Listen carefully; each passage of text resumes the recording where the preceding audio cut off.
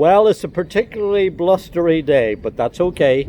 I'm inside, I'm in the greenhouse, it's nice and warm, and I'm surrounded by some really pretty plants. Take, for example, some of these very nice spireas that are part of the Proven Winners line. This is the Double Play series, and in particular this one, which is called Big Bang. Just look at the vibrancy of the foliage and the young red tips that comes on it now at this time of year. Later on, during the summertime, when it starts to flower, it'll produce lots of little pink flowers, all on this tight, compact habit. That's how we grow them. Heavily sheared, bushy, and nice and compact.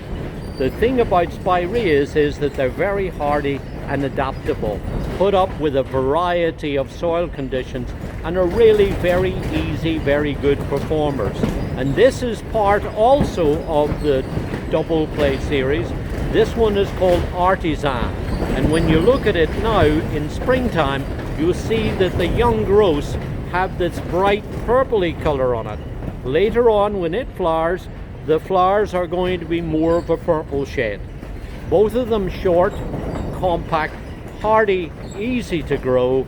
This is the Double Play series, part of our Proven Winners line here at Overdevest Nurseries.